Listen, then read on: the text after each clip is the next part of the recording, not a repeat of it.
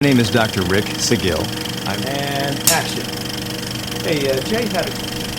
This is Kirk again. Stress reduction to cope with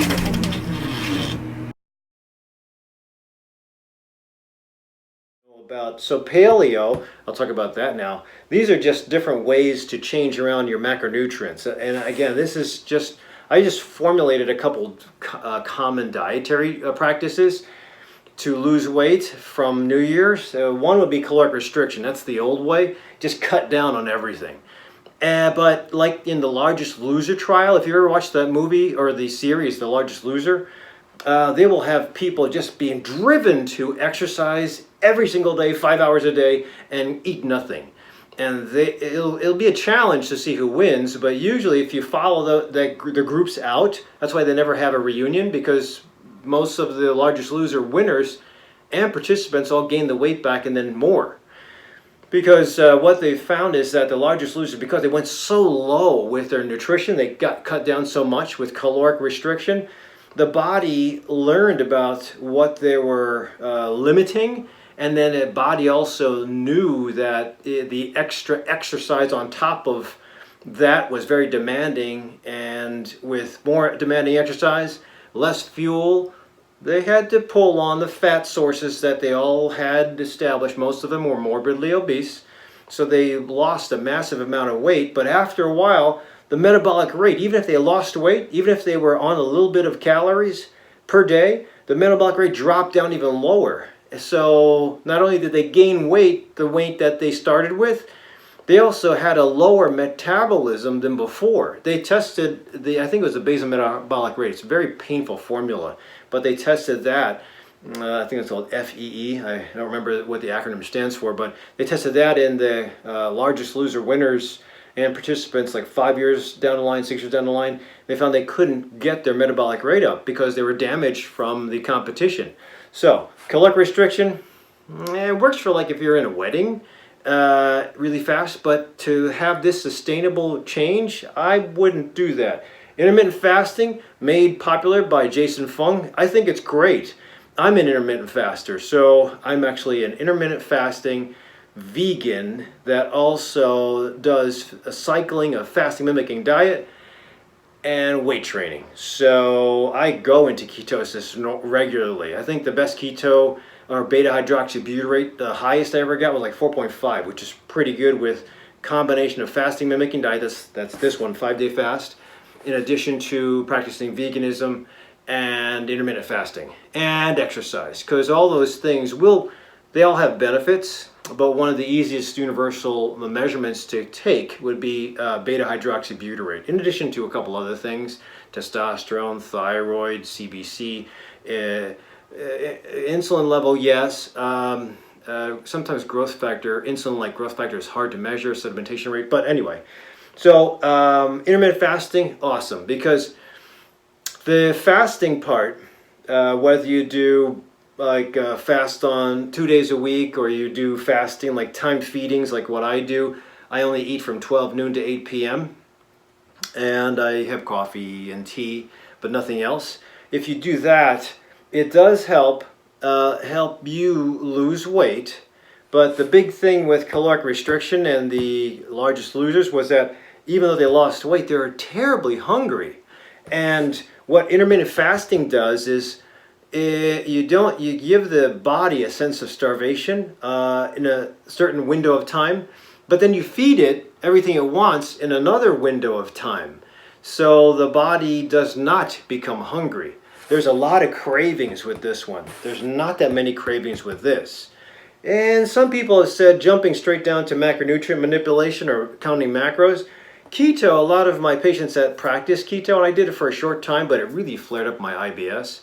Especially if you're vegan, all you can really do, I mean, there's a lot of fat, but all you can really do is just chow down on a lot of olive oil and dressing, and that didn't really go fly with my gut. But you can, with the keto, because of all the fuel you get and the constant amount of energy from each gram of fat, there's a lot more energy in a gram of fat than there is in a gram of carbohydrates. There's about 9 packets of, well, again, we're not going to get into the details, the weeds, but just know that keto also decreases the cravings compared to just cutting back. So if you have a challenge, I mentioned a wedding because a lot of people will get prepared for a wedding by losing weight to fit into the tux or the dress that has already been fitted 9 months ahead of time. But in that case, where you're just cutting down on volume, you have the drive ahead of you to fit into the wedding. Countdown for wedding is coming. And that's a very important thing that usually happens a year to 2 years ahead. So you know far well in advance that you have something of a goal. If you went to my Ignite Your Life, I always suggest something of a big summit every year. This year it's going to be Colorado on the 28th of August, and that's it's 7 months away. And I'm already having people fall off the wagon, and it's only 1 month from January 1st. So it's very easy to lose sight of that goal far away when it's not meaningful. So, and if you're by yourself, you don't even have a goal, just go caloric restriction, you will probably have other priorities that come up first. Or you might have a little depression because of seasonal affective disorder, like another patient of mine had, and because of that, she was starting to lose the grip on her success. I think we can all go through a little bit of SAD, seasonal affective disorder, and when that happens, your body's going to be asking for dopamine. And how does it ask for dopamine? The fastest reward for dopamine is food. Bad food especially. So I love intermittent fasting. I don't really like Jason Fung. His language and the way he speaks gets me a little irritated. He throws the word stupid around a lot, but he's a smart guy. He wrote 2-3 books, pretty good, and introduced the concept. So hats off to him. Walter Longo. So I was doing this and veganism for a short time from November until June of 2019. November 2018 till June of 2019, I had okay results. I had to dial in the amount of protein, all plant-based, because I was getting injury after injury in the first couple months, but then I dialed it in. Then I introduced this fasting mimicking diet, 5-day fast. I tell you, this just hooked everything together. I'd not only lost weight in my last cycle, I do it once a month at this point, I went down to my lowest weight in like 20 years, 137.2 I think, or 4. So, and that's this is the kicker. I think intermittent fasting helps. It technically reduces the time that you can really eat. So I think in effect it does decrease your total calories per day because you only have a window. If I only can eat from 12 to 8 and I try to cram in a lot of stuff, that's a pain in the ass to just cram in and eat every couple hours. So I just make it till 12, which I can usually do. Most of you guys can make it till 12. You get busy if you don't have breakfast because you're running out of the house, and then you don't eat anything because you're in work until noon, lunchtime. You just did it. Now you just did it out of duress, which is not healthy, but sometimes if you change around that concept, and I think psychology is very important. I have a psychological coach. I think you should too, because you can't separate mood away from food. You really have to consider that, but I know it's a tough sell for a lot of you. However, I think that a lot of patients in this time of year, December, January, February, March, maybe a little April, especially in Chicago, you'll hit the deck as far as mood, and it'll be like, I don't want to do this crap. So it's really important to see a psychologist, have a spiritual practice, and dive into nutrition molding. Because if you have a little bit of just a little bit of exercise, 15 minutes, high intensity, 3 times a week, and then 60 minutes on the weekend, and you dial this in to match the exercise, and you have a spiritual practice to match the exercise and this food, I think you're the perfect package. So anyway, if Patty was starting to introduce a little bit of protein into her, or exercise, especially heavy weight training, into her ketogenic diet, let me formulate it that way. If Patty was mostly keto, and then she wanted to increase her weight training and then add a little bit of carb, good idea, because there's a lot of power that needs to be called on quickly, so carbohydrates. But if the carbs are making the insulin really secrete, dial down the carbs a little bit, maybe add a little bit of protein. and then get a trainer and or ask me about dialing in your exercise. Maybe we have to taper that a little bit. Middle age and above, I always say, and it does help get a little bit of the carbohydrates in after the workout, which we'll talk about carb backloading in a second, but I think the protein's important, especially for middle age and above. 20 to 30, you probably don't need the protein. You can digest tar and have that turn into muscle protein. So as you get into your late 40s, 50s, and 60s, and you exercise like me, I struggle, but I really have to maximize on protein. Like I mentioned, when I went vegan in November of 2018, I was getting injury galore. And then I cranked up on the plant protein, injuries went away. I added a little sprinkle of intermittent fasting, pretty cool. I got a little bit more defined, but when I added this again, I can't help but speak of the fasting mimicking diet. And I do sell Prolon boxes on my website, but I only make like $10 off of each box because I want to pass the savings on to my patients and have everybody benefit from this. So I don't think $10 is really driving me to spout out and keep on mentioning FMD. It's not going to do anything for me. $10 is $10. That's not even a tank of gas. However, just full release. I sell it on my website. So Herbal 411, hit the link for Prolon box.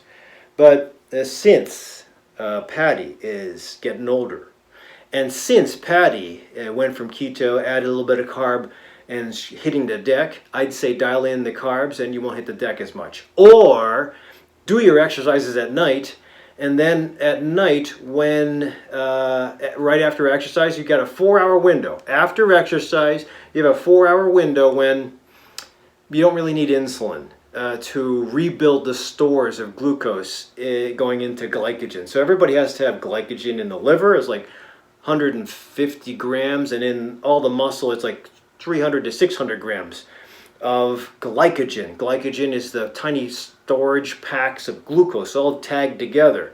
And when you're exercising, especially if you're doing a burst exercise, sprinting 40 yards or 100 yards, doing HIIT training, you need fast blast. You need fast fuel. That's carbohydrates that come from glucose, that come from glycogen. So the problem is always to get the glycogen topped off again, or as you burn the glycogen down after intense exercise, 60 to 90 minutes of something.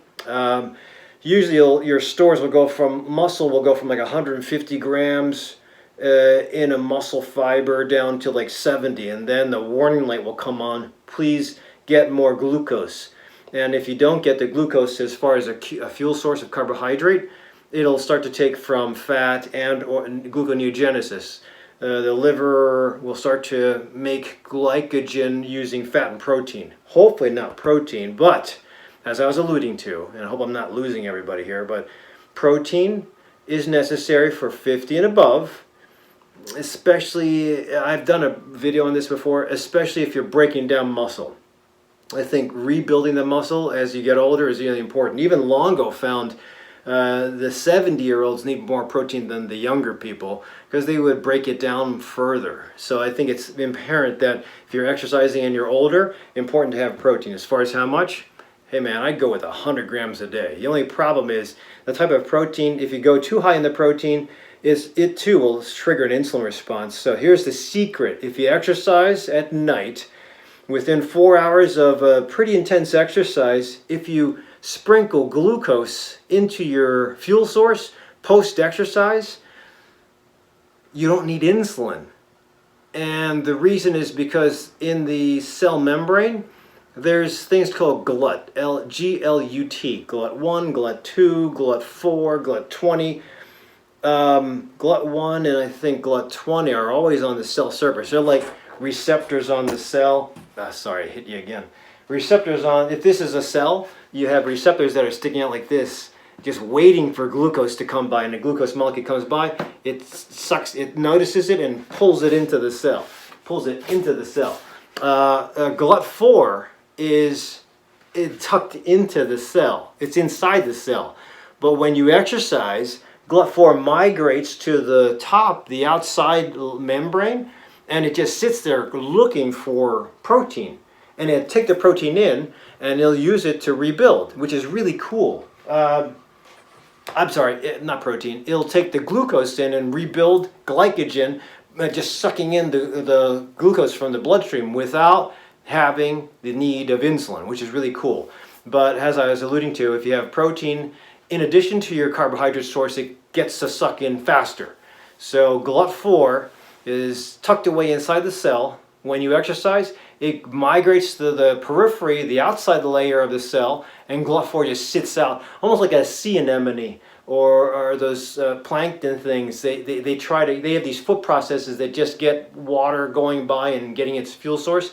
That's what the GLUT4 receptors are waiting for when they're on the surface. But after 4 hours, they kind of shrink back into the cytoplasm or nucleus, where they come from, until you exercise again. So that's why it's real important when after exercise, if you're crashing, to do your carbohydrates after the exercise. And if you can, if you're that type of a person, it's better to do exercise at night. I don't like exercise at night because it keeps me up. I'm too jacked up from doing my HIIT training to go to sleep properly, so I exercise at 5 in the morning.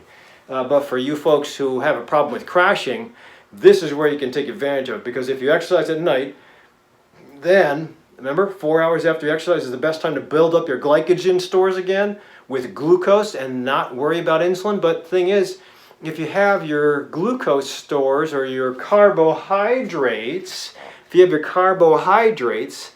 in the evening after your workout, what do carbohydrates usually do? They build up your glycogen, they go back into the cell and refill the tank, but also carbohydrates make you sleepy. So if you have carbohydrates at night, they make you sleepy. It's okay overnight, because by the time all the carbohydrates are gone in the morning, no more insulin. So within 4 hours of exercise, you don't need insulin, the carbohydrates get soaked in. After 4 hours, the GLUT4s go in, and then insulin is necessary to get the carbohydrate into the cell and introduce it like it's dating again. And by the morning, you should be clear of all the carbohydrates and also clear of your insulin. So that's why it's nice to eat your carbs at night, which is the concept of carb backloading. Supposedly, I was doing this back in 2007, 2005. I learned from a psychologist, Dr. Myers, in Ocoee, Florida, that a lot of his ADD patients, he would give high carbohydrates at night, high protein during the day. And he found that if you gave high protein, dominant protein in the breakfast and lunch, and then high carbohydrates at night, the patients wouldn't get so, they wouldn't go into the extremes of mood in the morning, because there'd be no insulin. If you eat protein and fats, mostly flat insulin, until night when the insulin spike occurs, but then most of them are sleepy and they go to sleep instead of starting to stay awake and having this fluctuating mood. So we were doing that a long time ago, but now it's called carb backloading. So it's a sciencey name for an old concept we used to do a long time ago. And if you are an athlete, like I mentioned, you're an Olympian, you're a race walker, this article is awesome. I don't know if you could see it, but a great article for reviewing when you're supposed to be doing your carbs. And essentially, I gave this spoiler already. If you, there's certain ways to load up on carbs. Usually what you'd want to do is stay on a low carbohydrate diet, exercise the heck out of your exercise, and about 3 to 5 days before your competition, then you load up on carbohydrates, supposedly because you drained all your carbohydrates out of your liver and out of your muscle cells. And the day that you do start to load, the 2 days before competition, you really have to take it easy with your exercise, because you don't want to be utilizing all that fuel as you're going into glycogen synthesis, not glycogen breakdown. That's the concept of carb loading. So we used to do that a long time ago. In fact, I think I mentioned before, I used to take sugar blocks thinking sugar was energy, when sugar in actuality was crap. It's not a good source of energy. There's a glucose molecule you can get from sucrose, but the fructose goes nowhere. It just is a poison to the liver. So don't take sugar. If you're an athlete, don't take sugar. please don't drink alcohol. That's all sugar, except for hard liquor, like vodka and tequila. But if you're doing that, that's alcohol. That's going to destroy your gut lining, and you'll have problems. You'll have hampering of the liver. So if you're an athlete, stay away from that stuff. If you want to celebrate once, twice, 3 times a year, that's okay. But if you're older and you want to celebrate getting to your next decade of life. So anyway, I think I went about it in a long way, but there's also vegan, Mediterranean diet, carnivore diet. I don't know about that. I've read about it, but that just sounds goofy. Sorry, carnivore guys. DASH diet, it's okay. And then the blood type diet by DiMatteo, I'm not crazy about it. And then there's just the concept of overdrive exercise. And let me tell you something. You will never outrun the calories that you take in with an average American diet. Average American diet just sucks. And an average American diet is why we get into average American diseases. Diabetes, high blood pressure, cholesterol, heart attack, stroke, cancer. So don't be an average American. Be better than average. Work on exercise. Get a coach, please. It's worth it to get a coach. If you do it on your own, I think, God bless you, but eventually doing it on your own, especially watching YouTube videos, you'll carry yourself to a certain amount of time, but then you're going to need to have somebody's input kind of looking at you, getting your whole story, and then coming off with all the knowledge base they have with a new design that you might not have thought about. And see my idea about psychology, because I thought I was really good spiritually and meditatively, but then when I met with my psychologist, like, wow, I didn't even know I had that deficiency. So anyway, it's good to have coaches. I know it costs a lot, but it's worth it, especially if you're hitting the wall. Until you hit the wall, power to you, man. Patty, keep on going, but we might need to get you coached to have somebody else drive, or at least make sure that you don't hit the wall. So hitting the wall is when you don't have enough fuel source and every muscle just locks up. Not only that, it's also when the brain locks up, because it loses its fuel source. You get grumpy, you get irritated, you can't get to sleep, can't focus, can't problem solve, don't want to talk to anybody, get sleepy all day but can't sleep at night. That's hitting the wall with fuel source to the brain. Some people think of it as a Herxheimer reaction because they give up coffee or alcohol. Within the 3rd or 4th day, or carbohydrate or sugar, candy, within the 3rd or 4th day, body just goes through jonesing because it's really missing the hormone response that crap does to you, and it does do a lot. Again, the standard American diet does a lot of shit as far as manipulating your hormones, and I think that's why we're into this problem of being obese, because you get driven into the hormone cycle of bad hormone secretion from bad food. When you start to sprinkle in, get rid of the bad stuff, start to sprinkle in more good stuff, and then home cook good stuff, and then add exercise to that, and then have a really good night's sleep. Wow, it's so good. You feel like you're 20 again. I'm 57, going on 58 this year. I really feel very young, most times, aside from me being burned out, and having knee pain, and having irritable bowel syndrome, and fibromyalgia. But aside from that, I'm great. So the idea would be, everybody's a little different. Maximize on what you got. Read up on what you don't have. And if you still can't find an answer, get a coach. So hopefully, sorry it was so long, but I had to go through a couple of different things here. Put down below how you might have made it through your workouts, or gone from keto to mixed, or from keto to paleo, or carb backloaded. And otherwise, don't forget to hit the subscribe button and the notification button, and I'll try to answer some comments, and we'll start a good conversation. Thanks for watching.